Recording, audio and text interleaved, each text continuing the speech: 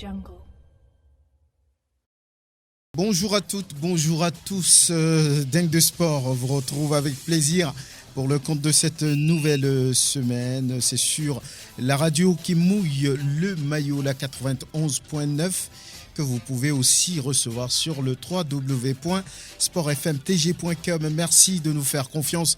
Excellentes conditions d'écoute à toutes et à tous. Dingue de Sport de ce 31 octobre 2022 revient sur le match Afrique du Sud-Togo du deuxième tour. Retour des éliminatoires de la CAN U23 au Maroc l'année prochaine. Eh bien, les éperviers espoirs éliminés après le nul vierge face au Bafana U23. Fin de parcours donc pour Afizou Traoré et ses hommes. Qu'est-ce à dire? On en parle. Coup d'envoi de la saison 2022-2023 de football le week-end à venir. La première division nationale est appelée à lancer les hostilités le 6 novembre prochain. ASCO, triple tenant du titre, joue contre l'AS Binal. AS Kavi, champion en titre, joue sur les installations de Unisport. Le calendrier de la première journée dans ce magazine. Nous parlons basketball avec la fédération togolaise de la discipline qui boucle la campagne World Rules, son monde, ses règles. La FNB a également procédé au lancement de la nouvelle saison. On analyse. Dingue de Sport invite Grégoire Attignon, Angelo Folico et de la rédaction de Sport FM. Prosper Agbouklou sera également de la partie Dingue de Sport. La mise en onde est l'affaire de Théo Ajavon. La vidéo, comme toujours, est gérée par Surfon et l'homme. Moi, je suis Franck Mounyama. Bonne arrivée. Merci de faire confiance à la radio qui mouille le maillot Sport FM 100 ans.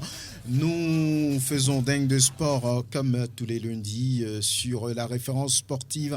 On va commencer par saluer Angelo Folico. Bonjour, bonne arrivée. Salut sportif, Franck, bonjour à tous. Grégoire Attignon, merci d'être en studio. Bonjour Franck et bonjour à tous ceux qui sont branchés sur Sport FM. Très bien, on va commencer par parler balle orange basketball avec la première partie du projet Son Monde, ses règles, qui a pris fin samedi dernier. Les activités au bénéfice de jeunes filles qui aiment le basketball, la balle orange naturellement, et elles sont âgées de 6 à 15 ans sur toute l'étendue du territoire national. Ceci grâce à un projet FIBA et plus de 200 filles retenues pour constituer à l'avenir une véritable pépinière en faveur du basketball. Et le ressenti positif de Dr Léontine Tibé, elle est la première vice-présidente de la FNB Togo. L'apothéose de l'activité actuelle de détection qu'on a fait dans tout le Togo, du septentrion jusqu'à Lomé, détection qui a été un vrai succès puisque tous les acteurs du basketball togolais ont accepté avec enthousiasme et a participé à ce projet. On a eu même plus de filles qu'on en a prévu. Les endroits où on a prévu 15 jeunes filles, on en a eu 50. Vraiment un projet qui tombe à point nommé pour nous, pour relever le basketball féminin togolais qui a besoin de cet essor-là pour pouvoir redémarrer. C'est un projet mondial pour donner plus de visibilité au sport féminin, au basketball entre autres, parce que c'est toujours le basketball masculin qu'on voit et vous, les médias, vous devez nous accompagner pour que ce projet puisse donner des fruits, pour que ce projet dans quelques années permette au Togo de faire partie des meilleurs de l'Afrique, d'avoir des joueuses dans toutes les catégories et retrouver la place qu'on avait dans le temps et pourquoi pas dépasser le Mali, la Côte d'Ivoire, le Nigeria et tout, mais faire partie quand même du lot des meilleures joueuses du continent. Dr Léontine Tibé, elle est la première vice-présidente de la Fédération nationale de basketball Togo. Satisfaction, on l'a senti dans sa réaction. Angelo Folico, vous êtes proche de cette fédération. Pourquoi un projet attribué seulement aux filles ? Il faut rappeler que c'est un projet très très important au niveau de la FIBA, la Fédération internationale de basketball association, et souvent à l'endroit des fédérations qui ne sont pas suffisamment nanties en ce qui concerne les ressources financières, quand on sait que les sports et surtout la gouvernance sportive en dessous des tropiques, ce n'est pas forcément la rose, tout le contraire chez les Européens. ou encore beaucoup plus aux États-Unis. Et donc la FIBA met en place ce projet-là pour accompagner les fédérations nationales, histoire de leur permettre d'avoir non seulement de la ressource financière, mais également d'intéresser beaucoup plus les jeunes filles. De vous à moi, quand on considère un peu les compétitions, que ce soit au niveau de la FIBA ou de la Confédération africaine, vous vous rendez compte que franchement parlant, ce sont plus les masculins qui sont mis en vitrine. Aujourd'hui, on a la BAL, l'équivalent de la NBA Afrique qui se joue. Ça ne concerne que les garçons.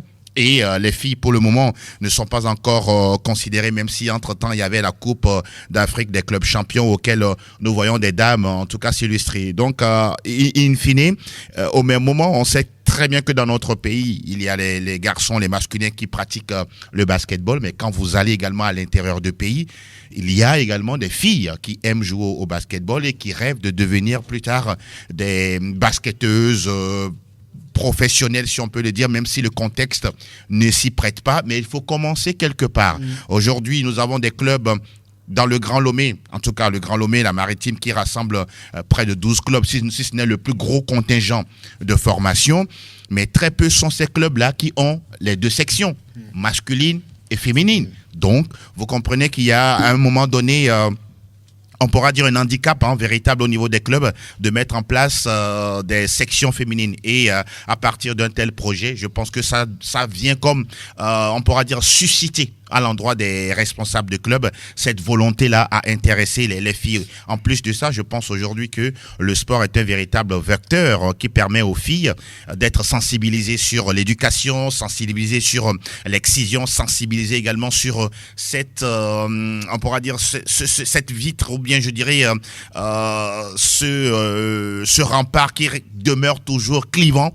Quand on dit la fille, sa place, c'est à la cuisine, c'est à la maison. Pendant ce temps, le garçon, lui, il est tout le temps libre à faire ce qu'il veut, à pratiquer les sports qu'il veut. Donc, je me dis, oui, il faut passer par là pour permettre, pourquoi pas, dans un moyen terme, avoir une sélection, des sélections féminines, puisqu'il y a plusieurs catégories, U15, U16, U17, U18, et arriver au niveau de la sélection Fagnon. Je pense que c'est quelque chose qu'il faut encourager. Progressivement, ça finira par prendre, on pourra le dire. Les 200 ou bien les plus de 200 retenus vont constituer un noyau sur lequel on va travailler, qu'on va suivre sur le long terme. Un pré-noyau, parce que au même moment, il faut encore continuer à peaufiner. Ne soyons pas surpris si demain, il y en a qui démissionnent. Ce sont des choses qui arrivent, soit elles ont eu l'occasion de voyager, ou soit c'est d'autres circonstances qui les obligent à ne plus continuer. Mais toujours est-il qu'il faudra arriver à tamiser et à trouver les meilleurs. Et la responsabilité va revenir d'abord au club auxquels elles appartiennent. Ensuite, il y a le pôle technique également qui va aider ces clubs-là à pouvoir les encadrer. N'oublions pas qu'il y a un aspect également très important. Les clubs, certes, existent, mais il n'y a pas de matériel. Difficile d'avoir les sites d'entraînement, difficile d'avoir les ballons et en même temps les tenues de travail. Tout ça, la FNB en collaboration avec la FIBA va trouver les moyens qu'il faut pour accompagner, comme je l'ai dit un peu progressivement, les clubs à fournir des joueuses capables demain de représenter le Togo. Oh oui, quand vous prenez aujourd'hui le Mali, la Côte d'Ivoire, le Sénégal, la RDC ou d'autres nations, sans oublier les pays maghrébins, vous comprenez qu'il y a un véritable développement du basketball féminin. Pour l'instant, ce n'est pas le cas au Togo, mais on croise les doigts que d'ici peu, ça pourra vraiment prendre forme et avoir des résultats évidents. C'était aussi l'occasion de parler du lancement de la saison 2022-2023. Ça a été fait? Oui, de façon sobre. Ça a été fait, le lancement de la saison sportive. Nous parlons de saison sportive, histoire de donner le coup d'envoi au niveau des clubs, de se mettre rapidement en place pour respecter l'établissement des licences des joueurs et des joueuses. Parce que là, ça va considérer beaucoup plus les catégories minimes, juniors, cadets et arriver au niveau des seniors.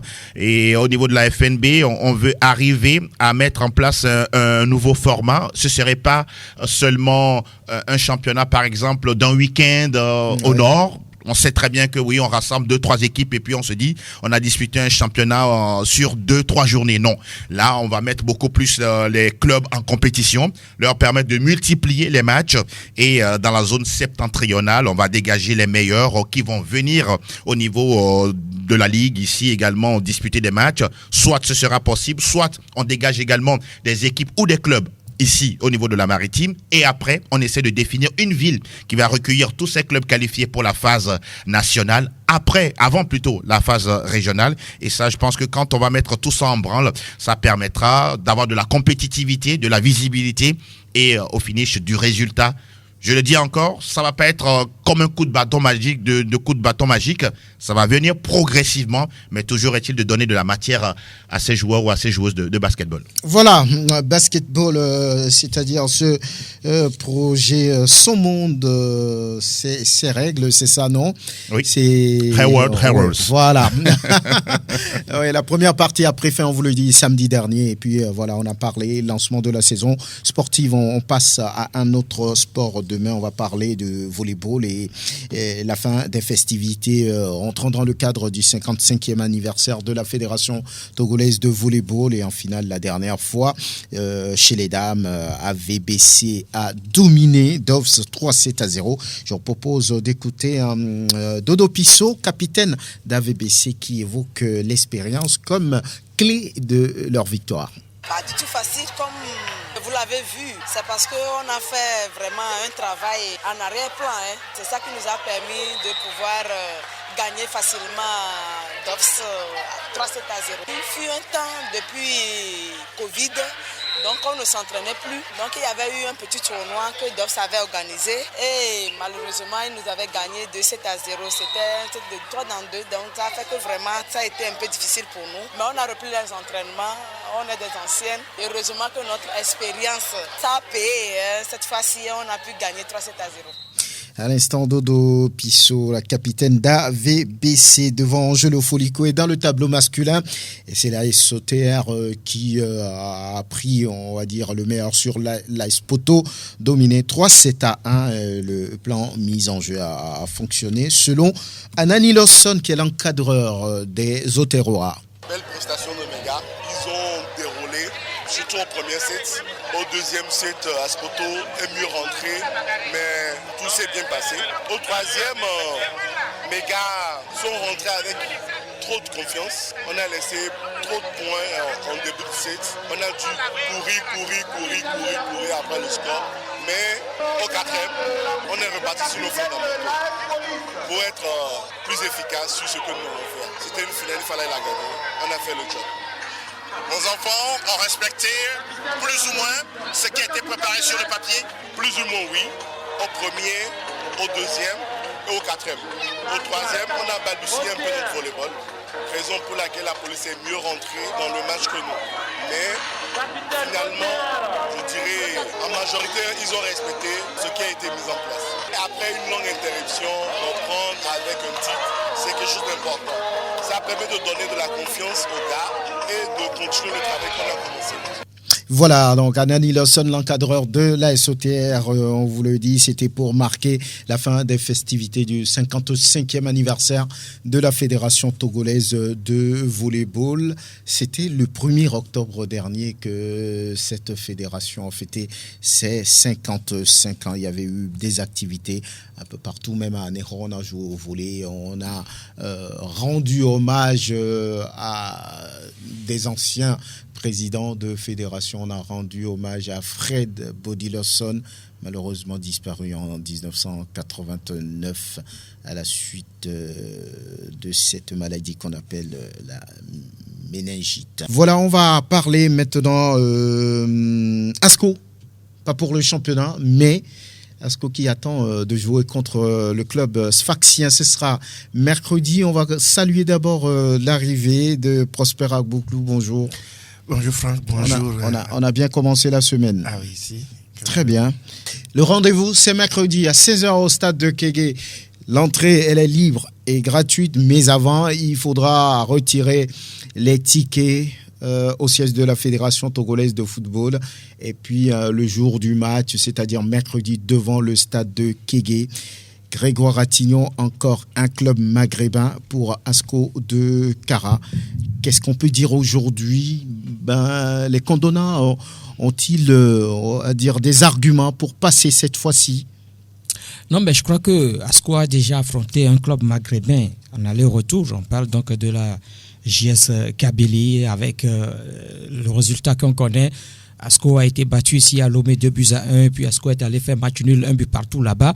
Je crois que à partir donc de ces matchs, le club doit véritablement apprendre donc de ces résultats-là, véritablement ce qu'il faut mettre en place face à ce club tunisien, le club sportif sfaxien. On a écouté l'entraîneur d'Asco, il a évoqué, il a parlé donc de cette équipe où pour lui cette formation du club sportif sfaxien allie beaucoup plus ce qu'est la jeunesse sportive Kabylie et puis également son propre jeu. Donc ce qui veut dire que Asco sait déjà ce qu'il attend. Il faut faire le résultat. Le problème du côté du club de la COSA, c'est qu'on n'arrive pas à marquer beaucoup de buts.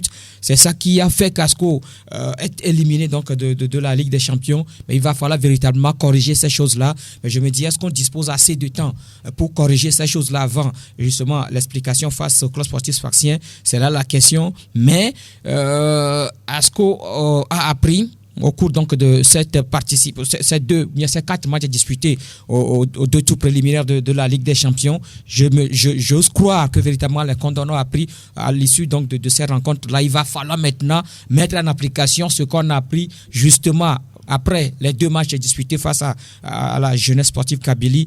Il va falloir le mettre en application vivement que les IRS Justin, les Ouronimini Nazif ou encore Ouattara Moutalebi se retrouvent, qu'ils soient véritablement en forme et qu'ils soient beaucoup plus réalistes et lucides devant les buts, parce que c'est ce qu'on demande. Vous faites le match, on a vu Asco face à la JSK ici, où les jaunes et noirs ont dominé ce match-là. Ils ont eu des occasions dans ce match, mais ils ne sont pas arrivés à marquer des buts. C'est ça qui a pénalisé finalement Asco de Kara. On a vu également le résultat au match retour. Donc vivement, il va falloir corriger beaucoup plus les carences en attaque, essayer de mettre quelque chose en place pour permettre quand même à ces joueurs de marquer beaucoup de buts. Prospera Gboklou, qu'est-ce qu'il faut changer lorsqu'on veut faire un peu référence au dernier match d'Asco, surtout les 2 derniers matchs contre la JS Kabylie? Qu'est-ce qu'il faut changer à votre avis? Bon, je crois la détermination reste la seule chose, parce que vous savez, la façon de jouer, la manière de se positionner sur le terrain, la tactique mise en place par l'encadrement technique à Balo Dossé et son groupe, je crois que tout ça ne manque quand même pas donc de constance. On a vu l'équipe bien déterminée. Maintenant, il faut que l'équipe ait la chance de jouer. Et ce que moi je crains, c'est que j'ai l'impression peut-être que d'aucuns me diront que c'est de la superstition inutile. Mais pour moi, j'ai l'impression que c'est notre stade qui est notre malédiction. Pourquoi? Oui, quand vous voyez pratiquement tout ce qui se passe à Kégué, nos équipes ne réussissent pas et c'est à l'extérieur qu'ils réussissent. C'est vrai qu'on n'est pas encore arrivé sur le match d'hier. C'est Kégué qui fait le problème? Pour moi, Kégué fait problème parce que ça dit que quand vous voyez, parcourez un peu ce qui se passe dans la majorité des cas. Qu'est-ce qui se passe? Nos clubs. C'est à Kéké que la SCK a gagné Milo. Hein. Oui, quand même. Il faut. Il y a aussi. Ça ne compte pas. Pour ça, oui. Je dis, il y a un peu de. Vous voyez, Milo, oui. Bon, mettez un peu ça de côté. Mais je dirais tout simplement que tout ce que Asco a fait durant cette campagne africaine, j'ai l'impression que enfin, c'est ma conviction, n'apporte pas du bonheur. Vous êtes superstitieux. Sur cet aspect-là. Maintenant, je crois quand même qu'il y a un travail spirituel à faire en ce sens également. Très bien. Oui, il faut faire un travail spirituel. Il n'est pas trop tard. On joue mercredi. Il faut comprendre la destinée de ce match. Il faut faire un travail spirituel parce que la capacité des joueurs à produire ne fait pas défaut.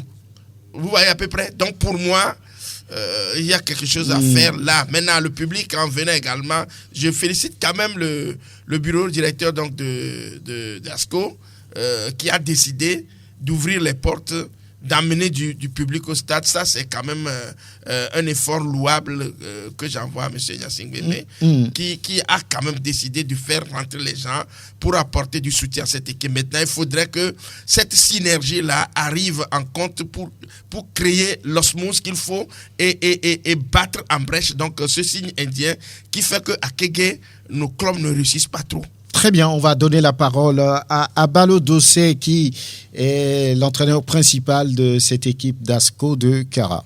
Après, jusqu'à maintenant, c'est un peu sphacien. Bon, vous savez, c'est un match de football, donc on se prépare activement pour ce match. Donc, notre jeu, c'est de vraiment gagner ce match, surtout le premier match à la maison, puisque avant 2 matchs précédents à la maison, on n'a jamais réussi à faire la différence. On espère que cette fois-ci, ce sera le cas. Alors, pensez-vous que JSK et le CS Sfaxien, c'est la même chose? C'est le même football? Non, pas du tout, pas du tout. J'ai essayé de regarder un peu le match. Les Tunisiens, c'est une équipe plus athlétique, plus combative. Ça va être très, très compliqué, mais bon, vous savez, c'est un match de football. Donc, la différence, la JSK était plus technique, le club Sfaxien est plus physique, c'est ça la différence? Ouais, la différence, oui, non, le club Sfaxien, c'est le mélange des deux. Ce que j'ai vu jusqu'à présent, c'est le mélange des deux. Donc, comme je le dis, à ce niveau de la compétition, il n'y a pas de petits matchs, il n'y a pas de match facile. Donc, nous, on se prépare vraiment pour être à la hauteur. On a continué à travailler, on sait que c'est au niveau de la finition qu'on a beaucoup de difficultés. Donc, on a travaillé beaucoup dans ce domaine. En même temps, on a essayé aussi de travailler sur la récupération parce qu'on a beaucoup de joueurs qui sont un peu touchés. On espère que mercredi, ce sera le cas. Jean-Paul Dossé-Abalo, à l'instant, entraîneur d'Asco. Bon, pas de Kara, mais du Togo. Parce que là, Asco représente le Togo. Il jouera contre, vous le savez, le club sfaxien. Ce sera mercredi à 16h. On vous l'a dit, l'entrée est libre et gratuite. Mais entre-temps, vous devez retirer vos tickets pour pouvoir entrer au siège de la Fédération togolaise de football dès cet après-midi, dès ce lundi après-midi, et puis jusqu'au jour de la rencontre devant le stade de Kégué, Angelo Folikoé, Asco, club sfaxien, pour la manche allée de ce tour de cadrage de la Coupe CAF. Oui, qu'est-ce à dire aujourd'hui? Bon, il ne faut pas être aussi étonné de tomber sur des clubs qui ont de l'histoire sur le continent. Le niveau de notre champion, on le connaît très bien. Togo n'est pas connu en matière de football. Je dis souvent que le Togo est un pays de footballeurs, mais ce n'est pas un pays de football. Donc aujourd'hui, l'aspect positif à retenir, c'est qu'Asco multiplie les sorties. Maintenant, la question qui reste posée, est-ce que les joueurs ont appris justement de cette sortie-là? Tout est à ce niveau-là. Ils vont certes se retrouver mercredi à 11 contre 11. Ils vont jouer, le ballon va rouler d'un camp à un autre. À la fin, on va vous demander quel est le résultat. Maintenant, si Jean-Paul, avec son expérience, arrive à permettre à ses joueurs de comprendre ce qu'il faut faire dans ce match-là, ce serait intéressant. Au-delà, c'est vrai, des blessés qu'il a cités, mais je pense que ceux qui sont là doivent faire preuve d'endurance. C'est quelque chose de très important. Quand on a vu les sorties d'Asco ici à Lomé, oui, à un moment donné, ça joue un rythme intéressant. Après, le rythme redescend. Est-ce que c'est le physique qui n'est pas forcément au rendez-vous? C'est une possibilité, d'autant plus qu'on n'est pas en championnat et donc on joue par à coup. On joue après ces 3, 4, 5 jours de coupure ou soit 10 jours de coupure. Après, on reprend. Je pense que quand c'est comme ça, la cadence, le volume de jeu n'est pas au rendez-vous. Ne vous attendez pas de très très bons résultats. Au-delà de ça, la finition, ça c'est le péché éternel du football togolais, en tout cas depuis plusieurs années. Oui, à une certaine époque, il y avait des goléadors patentés, attitrés. Lorsqu'ils sont devant la surface, on sait très bien que tout de suite, que ce soit sur un coup d'œil ou soit par rapport à une position donnée, ils vont mettre le ballon au fond des filets. Mais aujourd'hui, posons les bonnes questions. Qu'est-ce qui se fait dans les clubs pour qu'on ait des joueurs capables de marquer des buts, quelles que soient les circonstances?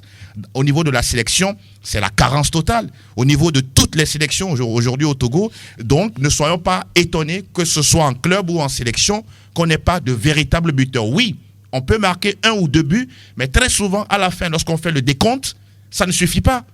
Je dis bien, ça ne suffit pas. La dernière fois, oui, Asco est allé faire un match nul. Mais bon, derrière, est-ce que Asco s'est qualifié? Non, pas du tout. Donc, je me dis que ceux qui dirigent, en tout cas pour le moment, le football togolais, doivent repenser à faire le football. Non pas rester dans leur bureau et croire que sur un coup de baguette magique, tout va se faire. Parce que n'oublions pas une réalité. Dans les couloirs, dans les bureaux également, le football, ça se construit. C'est une question de développement, de lobbying, donc de relations. Vous avez peur pour Asco, voulez-vous dire? Je n'ai même pas peur. Ça ne me dit absolument rien du tout. Si Asco veut se qualifier, c'est à lui de jouer sur le terrain à Lomé, comme du côté tunisien. Donc c'est à eux de faire le jeu. C'est tout. Très bien.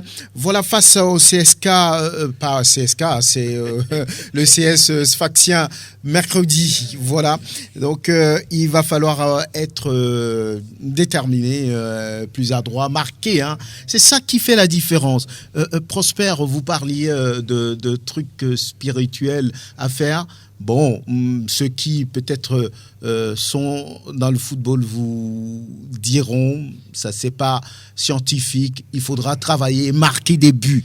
Marquer des buts, c'est ça qui va sauver Asco. C'est ça qui compte également. Mais vous savez, y a la métaphysique... ça rentre en ligne de compte. Vous savez, quoi qu'on le dise, que le blanc vient nous le démontrer d'une manière ou d'une autre, cette métaphysique fait partie quand même donc de l'entourage, de l'environnement de l'homme. Parce que vous savez, il y a des choses qu'on ne voit pas, invisibles, pas forcément parce qu'on a fait gris-gris, on a fait quoi que ce soit, mais dans la constante même, l'homme même est constitué donc de cet aspect aussi. Vous voyez à peu près. Donc, vous savez, parfois on dit, lui là, il a beaucoup de chance, l'autre, il a beaucoup de chance. Il y a le karma aussi qui rentre en jeu. Donc, je dirais tout simplement que dans toute activité humaine, il y a ça aussi. Parce que, vous voyez à peu près, Angelo a dit un certain nombre de choses qui collent avec le social, la volonté, le mental. Il va falloir, Asco doit décider de... La chance, il faut la créer. Oui, c'est ce la que créer je dis. En marquant beaucoup de buts, en se mettant à l'abri. Vous vous rappelez même que lors du match, je crois que c'est celui du match de la SCK, où le défenseur était sur la ligne de but et il a joué dans les bras du gardien. Vous vous rappelez la dernière fois? Absolument. Ça dit qu'il faut la créer de manière, je dirais, un peu organisée. Ça dit que, vous voyez, c'est pour qu'on parle de psychologie. Quand le blanc parle de psychologie, ça rentre dans la métaphysique. C'est le travail, mon cher. Oui, c'est ce que je dis. C'est le travail. Oui, non, travail. Attendez, ne nous leurrons pas. Disons la vérité à ceux qui, en tout cas, ont envie de l'entendre. Oui. Aujourd'hui, je le répète encore, dans nos clubs, lorsque les clubs s'entraînent, qui sont ceux, les anciens attaquants que l'on met à contribution pour faire comprendre que lorsqu'on est par rapport en diagonale avec le goal ou soit dans l'axe, avec quelle surface du pied on tape le ballon, avec quelle intelligence on arrive tout de suite en une seule touche à mettre en difficulté la défense. Je pense que c'est un problème fondamental. Aujourd'hui, la direction technique, qu'est-ce qu'elle fout dans l'organisation du football togolais? Disons la vérité. Aujourd'hui, vous dites, tiens, on participe à des formations, non? Quelle formation? Elle travaille. Arrêtons de elle se n'a saouler pas de la gueule des gens. L'argent. Pardon? L'argent. Et donc, si vous n'avez pas la possibilité de travailler, alors démissionnez et laissez la place à quelqu'un d'autre. Pour qui travaille? Pour on puisse amener quelqu'un qui est peut-être plus compétent, qui Très a bien. les idées et qui a envie de faire quelque chose. J'insiste sur le fait que nos anciens attaquants, que ce soit nous, Toudjer, Parito et tous les autres, que ces gens encore, vous les connaissez très bien. Il faut les mettre à contribution dans les clubs et surtout à la fin, avoir le courage de les payer selon le travail qu'ils ont fourni. Au Togo, on aime trop piétiner les autres. On dit, viens, travaille avec moi, mais derrière, on ne vous donne rien. Vous pensez qu'avec cette allure-là, les gens vont travailler avec vous? On sera toujours à la même place et on va tourner en rond pendant ce temps. Les autres sont en train d'évoluer. Très bien, nous souviens qu'aussi Parito C'est un avait exemple commencé, parmi tant d'autres, hein. il avait commencé un projet comme ça pour former les attaquants. Mais on ne sait plus où ça s'est arrêté. Il faut avoir les moyens pour y aller. Il n'a pas de soutien. Donc voilà, ce projet est tombé pratiquement dans le... Ce que moi je voudrais dire, Prosper parle du stade. Écoutez, non, ce n'est pas affaire de stade. Vous voyez un peu cette équipe du FC Barcelone qui aujourd'hui traverse une situation aussi difficile. Va-t-on parler donc du stade de Camp Nou? Non. Le problème, moi je vous dis que c'est le travail. Le niveau des joueurs. Il y a le travail. Donc moi je refuse qu'on... On compte trop sur ça. Voilà, je refuse qu'on parle. Non, je ne parle pas de préparation. Oui, on va avancer. On va avancer, s'il vous plaît. On va avancer, oui. Une seconde. Regardez, je crois que c'est lors du mondial 2014, avec ce pénalty raté par le Ghanéen. Diana Samoa. Mondial 2010. Donc je crois que quelque part, il y a non, mais c'est le travail. Non, pas du tout. D'accord. Est-ce qu'il faut gagner demain? Il faut marquer, il faut transformer. Ce sera mercredi. Toutes les questions. Mercredi, les occasions de but doivent être transformées. pour Asco. Rendez-vous mercredi à 16h au stade de Kégué pour ce match entre Asco et le club sfaxien de la Tunisie. On en vient au championnat national de football de première division qui commence le 6 prochain. C'est la D1 qui ouvre les hostilités. Voilà, c'est un championnat classique avec 16 clubs, c'est ça, non? Qui vont jouer, on va dire, 15 matchs en aller, 15 matchs en retour. Ça fait 30 journées au total, ce n'est plus l'époque Covid. Ça va jouer maintenant, voilà, comme ça se faisait. Et Asco de Kara, qui est le champion en titre, va remettre son titre en jeu justement face à l'AS Bina. Y a-t-il un favori à vos yeux? C'est le triple champion en titre qui est favori? Bon, oui, naturellement, on ne peut que donc évaluer, je dirais, la capacité de ce championnat à travers donc Asco, qui reste donc le super favori. Ben, maintenant derrière, il y a la CK, parce que vous savez, c'est une question de compétitivité également, parce que les joueurs déjà Asco, ACK étant donc en compétition, se sont déjà mis en ordre de bataille. Ça, il faut quand même le dire. Donc, ça compte au niveau donc de la cohésion, de la performance des équipes. Si aujourd'hui, on rentre sur le terrain, c'est vrai que tous les autres sont en préparatif, en amical et autres là, mais on dit souvent que les compétitions ne remplacent pas les entraînements, les matchs amicaux ne remplacent pas les compétitions. Donc, pour le moment, les deux sont plus donc à même d'être les favoris donc de Asco en tête, ACK en plus. Maintenant, les circonstances vont nous permettre de voir dans quelle posture se trouvent toutes les autres équipes. Quand on prend aujourd'hui toutes celles qui sont arrivées, Espoir de Zion, Tambo de Dacha, on prend tous les autres qui l'accompagnent, les Semassi et autres là. Je crois quand même qu'il va devoir les regarder, les voir jouer à partir donc de la, disons, 5e journée, pour voir les équipes qui sont vraiment en forme et valoriser donc le niveau du jeu. Maintenant, moi c'est ça. Je crois que les collègues ont dit quelque chose, c'est le niveau. Comment est-ce qu'on va voir? Quels sont les types de joueurs qu'on a? Le plan tactique mis en jeu. Est-ce qu'on cherchera toujours à gagner tous les matchs? Est-ce que c'est ça qui donne le niveau du championnat, la qualité du jeu? C'est tout ça là qui reste des interrogations auxquelles moi je trouve des réponses. Je cherche des réponses. Quel crédit peut-on accorder aux promus Espoir Football Club du Zio et puis à Tambo Football Club de Dacia? Franck, il faut compter avec elles, ces équipes. Espoir du Zio, on a vu combien la capacité d'abord de bien diriger le club a été affichée par le président Aziadeke. Merci beaucoup. Oui. Et au-delà de ça, on a vu également le travail entre guillemets scientifique et raisonné du coach Bonfo Miao. J'espère qu'il sera toujours aux affaires, puisqu'au Togo, on se connaît très bien. Vous arrivez à porter une équipe et puis après, bon, quand ça ne marche pas 2 ou 3 matchs, on vous renvoie. Donc, quand je prends ces deux paramètres et surtout peut-être le fait qu'on se base sur des joueurs du Grand Zion et mélangé à d'autres joueurs de très bonne qualité, parce qu'on connaît un peu la pertinence du travail du coach Bonfo. Quand je prends ces 3 éléments, je me dis il faut compter avec Espoir du Zion. Pour Tambo, il n'y a rien à dire, sans commentaire. Vous pouvez ne pas être d'accord avec moi, mais notre championnat ici, les clubs qui ont plus des présidents qui ont les moyens vont plus loin. Parce que de vous à moi, à part le fait qu'on ait reçu quelque chose de la fédération, ça ne suffit pas. Il faut motiver les joueurs, il faut payer les salaires lorsqu'ils seront blessés, etc.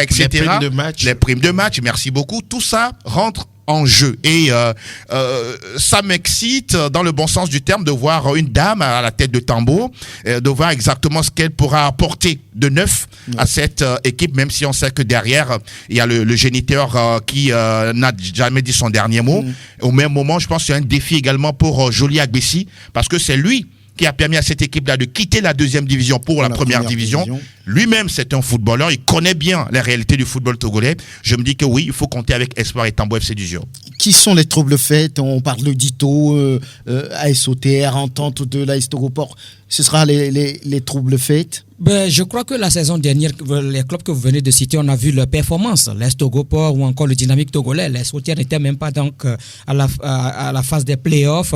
Et donc, je me dis que quelque chose doit changer. Quelque chose doit changer dans le jeu de cette équipe-là. Mais moi, j'ai vu cette formation de la Sautière la dernière fois. C'est vrai que c'est un match amical. Mais je me dis que cette équipe n'est pas encore prête pour le championnat. Oui, c'est vrai, on me dira qu'aucun club n'est jamais prêt pour l'entame d'une saison. C'est au fil donc des matchs qu'on rentre petit à petit dans la compétition, mais je me dis que on doit encore beaucoup plus travailler au sein de cette formation de l'SOTR. Maintenant, oui, il y a des équipes qui sont là, qui ne se font pas, qui ne font pas de bruit. Je parle un peu de Gomido de Palimé. Avec Amégan Didier, on connaît également la qualité de travail de Didier avec cette formation de Gomido de Palimé. N'oubliez pas également qu'il y a l'entente de Delomé qui, à chaque fois, essaye de faire quelque chose, mais au dernier moment, c'est une équipe qui lâche, qui relâche. Maintenant, en dehors de ces formations, n'oubliez pas l'Esbina. Qui était à la phase voilà, qui était donc au play-off lors donc de la dernière saison. Donc il faut compter également avec ces équipes-là. Je crois que oui, on parle d'Asco, on parle de l'SCK, mais attention, il y a ces équipes-là. Et puis c'est Massi de Sokodé qui est en train de faire un travail avec un nouveau président, un nouveau staff qui est arrivé, Chanile Chakala qui est là, qui dirige désormais cette équipe, lui aussi avec sa touche.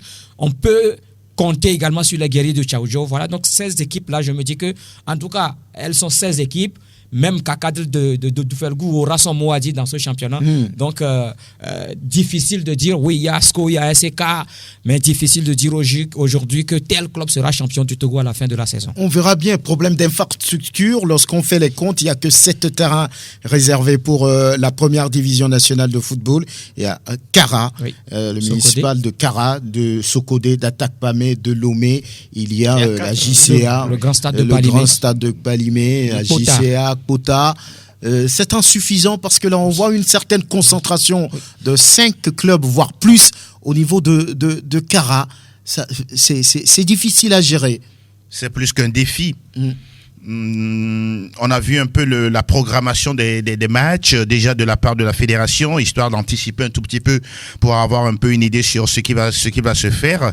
Et est-ce que à ce niveau-là, quand on sait que je peux me tromper, mais les matchs de D1, ce ne sont que les dimanches. Oui. Il n'y a pas de match de D1 les samedis. Non. Donc, s'il y a une telle concentration, je me demande. Ça peut arriver. Hein. Non, ça peut arriver. Justement, c'est à cela que je voulais aboutir. C'est-à-dire que lorsqu'il y aura un embouteillage, à un moment donné, on est obligé de jouer en avancée. Voilà. Ou soit. Peut-être la nouveauté, c'est de jouer en nocturne. Mais la question reste posée, est-ce que, vous avez parlé tout à l'heure, vous avez sorti le mot infrastructure. Infrastructure, ce n'est pas seulement que l'aire de jeu.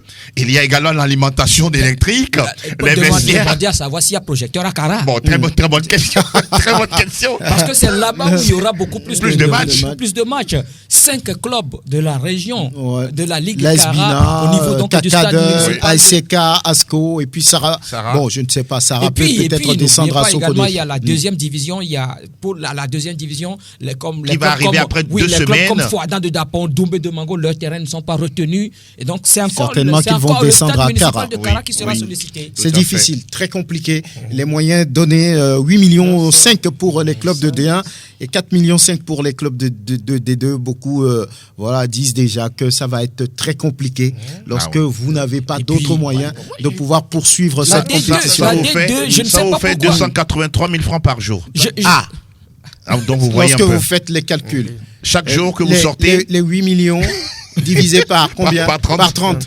200. Un match de première division, ça va être compliqué. Très compliqué. Et puis je ne sais pas pourquoi. Et ici, avant, le championnat de deuxième division se jouait par zone. Mais là, ce n'est plus un championnat par zone. C'est classique. C'est championnat classique. Les conditions sont plus difficiles. Gaza va quitter Lomé pour aller jouer à Dapaon. Heureusement qu'il n'y a pas de stade homologué à Dapaon. Peut-être qu'on va s'arrêter à Kara. Mais c'est toujours compliqué. Fouadan venant à Lomé ne va pas quitter Kara pour venir à Lomé. Fouadan va quitter Dapaon pour venir à Lomé. C'est difficile. C'est difficile. Très difficile. Voilà, on verra bien ce que ça va donner. Très bien, ça va donner. On marque la pause et on parle rapidement de ce match Afrique du Sud, Togo, et puis derrière, on va faire un peu de taekwondo.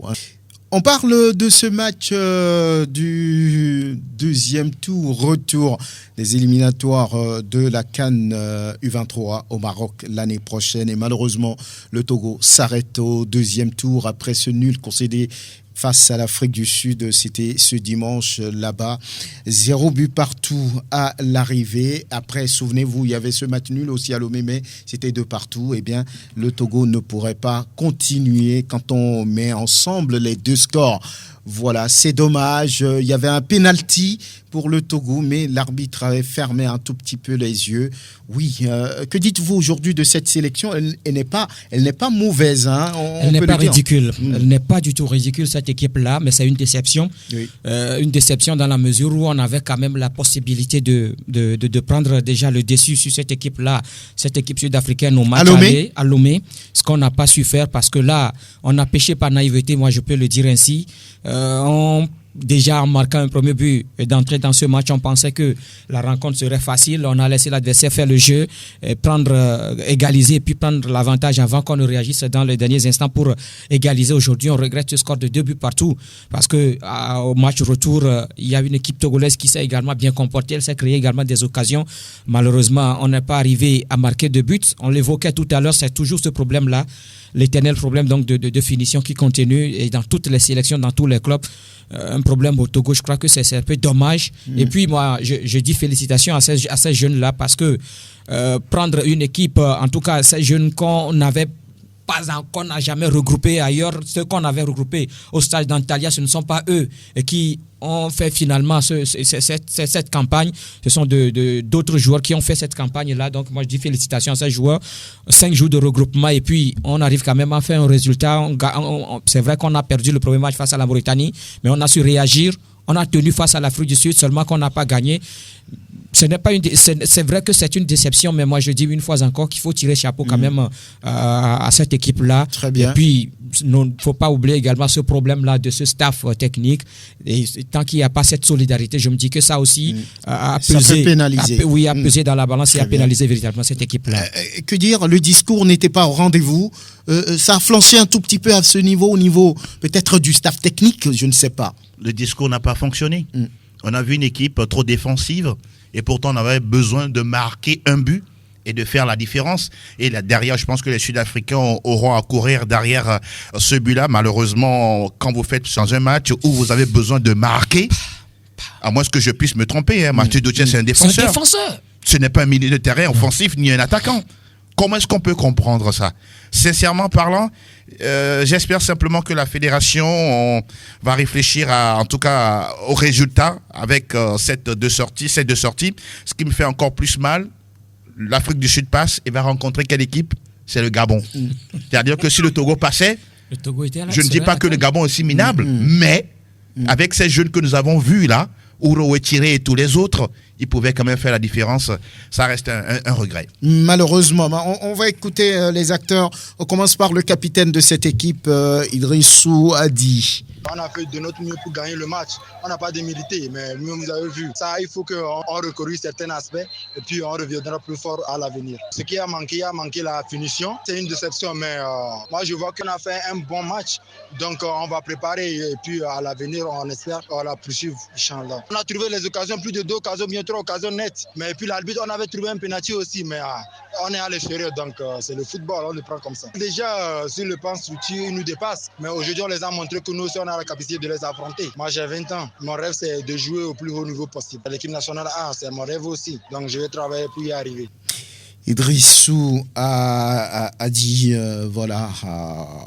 des réactions proposées par la communication de la sélection U23. Traoré Afizou, lui, c'est le sélectionneur. Déçu vraiment parce que notre objectif c'est d'atteindre jusqu'à la CAN, mais malheureusement la situation tourne mal. On est sorti, mais le projet ne s'arrête pas là. Le projet c'est de conduire ces jeunes-là dans 2-3 ans jusqu'à une équipe A. Et on a fait de notre mieux. La stratégie c'est de fermer l'adversaire, il n'arrive à mettre aucun but et puis nous, même si on met un, on fait la différence. Mais on a eu des chances, on n'a pas su concrétiser. Plus l'arbitre qui nous a retenu un penalty clair. On a beaucoup travaillé ça à l'entraînement, mais malheureusement ça n'a pas bien tourné au match. Le gardien il est impeccable, il y en a d'autres aussi, on les travaille toujours, c'est des jeunes, ils ont de l'avenir. Nous, on a travaillé, l'entraîneur de l'équipe A nous suit toujours, c'est à lui maintenant de se prononcer qui il a vu qui peut aller en A. C'est ça notre projet, c'est notre rêve et le rêve est brisé, mais on va reconstruire encore, le temps passe, ça viendra encore, on va encore faire de notre mieux pour aller à la prochaine CAN après celle-là. Traoré Afizou, le sélectionneur des éperviers, ils sont déjà de retour au Bercail, bonne arrivée à cette sélection, elle n'a pas été ridicule, mais il a manqué quelque chose, peut-être le temps de regroupement pour cette équipe, pour qu'elle puisse se comprendre, pour qu'elle puisse jouer ensemble. Et puis Franck, moi je ne comprends pas. Que, oui, c'est vrai que nous parlons du staff, mais vous regardez le match face à la Mauritanie, c'est Bola Badegbe qui était gardien de but, il a été blessé, remplacé par un autre. Et puis le match allait face à l'Afrique du Sud, c'est Ouronimini Latifou qui était gardien de but. Et pour ce match-là, Ouronimini n'est pas aligné, c'est Kpemen Akleso qui est aligné, mais Ouronimini n'est même pas gardien remplaçant, c'est Bola Badegbe qui est finalement... Vous ne comprenez pas. Je ne comprends Trop pas. de désordre, on va revenir là-dessus. Oui, vous. Non, je crois que cela dit... qu'est-ce qu'on peut retenir? Sûrement, les collègues ont tout dit déjà, mais il faut conserver cette équipe-là, faire un travail de longue haleine. Malheureusement, Togo, après les échecs, on bastard, on casse tout, on reprend à la prochaine. Donc je crois quand même que cette fois-ci, il faut qu'on conserve cette équipe, garder l'ossature, faire un travail pour que à l'avenir cette équipe-là soit dans la cohésion, qu'elle donne donc de bons résultats. Ça fait très mal parce que le Togo est en train d'être éliminé dans toutes les compétitions continentales. Les U17 n'ont pas réussi, les U20 non, les U23 la sélection locale. Les clubs. Il reste la sélection Fagnon qui est sur une mauvaise piste. Là aussi, il n'y a pas d'espoir. Il n'y a pas d'espoir. Il n'y a pas d'espoir. Espoir de la première division. Non. L'espoir est en première division. Ah, d'accord. Ok. On verra bien ce qu'il va se passer. À bientôt. Parlons un peu de taekwondo avec Clou Sofonke. C'est ça, j'espère avoir bien prononcé. Oui, c'est très bien. Merci d'être là. Voilà, l'ambition, c'est de faire du taekwondo, le faire dans les meilleures conditions. Vous êtes championne du Togo, mais il manque des choses et vous voulez vous faire voir, vous faire connaître, participer à des compétitions. C'est l'objectif principal aujourd'hui. Oui, c'est l'objectif principal. Oui. Les compétitions qui sont en vue, qu'est-ce qu'on peut dire là-dessus? On se prépare pour ça, on veut demander à dire, je ne sais pas, de l'aide, on veut juste être présente sur les compétitions, c'est ça? Oui, je veux être présente sur toutes les compétitions possibles à l'extérieur du pays. Mais la Fédération togolaise de la discipline, de votre discipline, souffre de moyens. On avait reçu le président il y a quelques jours. Il était assis là où vous êtes assise. Il dit vouloir même démissionner parce qu'il n'y a rien qui rentre, il n'y a rien qui vient. Mais comment finalement il faut faire pour participer à ces différentes compétitions? Je pense que au Togo ici, il y a forcément, si par exemple je veux voyager ou bien je veux faire une compétition à l'extérieur, il y aura forcément quelqu'un qui peut financer si possible. C'est pour cela je suis en train de faire ma promotion, je peux dire. Je demande en direct à tous ceux qui me suivent de financer au fait, de me financer au fait pour le faire. Parce qu'il y a plein de personnes dans le monde entier qui aiment cet art-là. Donc, ils sont là. Certains ont même besoin qu'on leur dise seulement de financer, ils vont le faire. Donc, même si ce n'est pas la fédération qui va le faire, puisque la fédération, c'est vrai qu'il souffre des moyens financiers. Donc, je fais appel à ces gens-là de contribuer ou bien d'aider notre fédération. Voilà, de vous aider aussi. Oui, et de m'aider aussi. C'est important. Peut-être que les gens ne vous connaissent pas beaucoup. Vous avez gagné plusieurs médailles au Togo et puis ailleurs, c'est ça, non? Oui, ailleurs et au Togo aussi. Oui. Il faut en citer quelques-unes de ces médailles. Je peux commencer comme ça. En 2013, bien sûr que j'ai commencé le taekwondo en 2012, vers la fin de 2012. Mais en 2013, alors que j'étais que ceinture blanche, j'ai passé ma première compétition au Bénin et j'ai eu la médaille d'or, la première place. Donc, après cela, je suis venue au Togo. C'est là que je suis entrée dans l'équipe nationale. Et après, j'étais au Sénégal pour une compétition internationale aussi. Mais je n'ai pas eu de médaille. Après ça, j'étais au Burkina. J'ai eu la deuxième place au Burkina. Après, c'est la qualification des JO au Maroc. Mais avant cela, j'étais en Côte d'Ivoire pour un stage pour perfectionner mon niveau, bien pour améliorer mon niveau. Et avant d'aller au Maroc. Au Maroc, j'ai été éliminée en quart de finale par une Congolaise. Elle était bien quand même. En 2017, j'étais au Ghana et j'ai eu la deuxième place. C'était une grande compétition de haut niveau. Oui. Et c'était à 34 pays, différents 34 pays étaient là. Donc moi, j'avais la 2e place. Et ça, c'était aussi parce que j'étais blessée au genou et au tibia. C'est pour cela, sinon j'allais remporter la médaille d'or là-bas. Donc en 2019, j'ai encore fait une compétition au Bénin, mais c'était une compétition, c'était pas la fédération qui avait. Donc, et c'était l'avant-dernière compétition. Cette année, j'étais au Niger en février. Février dernier. Pour une compétition de haut niveau classée G2. Si la compétition est classée G2, c'est une compétition de très haut niveau. Donc, j'étais encore éliminée en quart de finale là-bas, par une Nigérienne. Donc, mais je dirais que c'est ma dernière compétition à l'extérieur. Oui. Mais depuis, vous n'avez plus participé à des compétitions ni ici ni ailleurs. Non. Oui. Depuis février. Non, j'ai fait une compétition, mais c'est un championnat plutôt et universitaire. Et je rappelle que je suis technicienne génie civil. Oui. Donc, je suis en parcours licence à ESA, École supérieure des affaires. Oui. Donc là, quand je suis arrivée, on m'a pris comme coach pour encadrer certains étudiants. Donc, j'ai fait gagner la première place à ESA dans le domaine de taekwondo. Au championnat universitaire. Au championnat universitaire. J'étais athlète et coach en même temps. Très bien. Donc, je peux dire que c'est ma dernière compétition, en fait. L'ambition, c'est de préparer les échéances à venir, surtout les JO 2024 en France. C'est l'objectif principal. C'est mon objectif principal en ce moment. Vous avez foi en vous? Oui, j'ai foi en moi et en mon talent. Très bien. Et quelles sont vos forces, par exemple?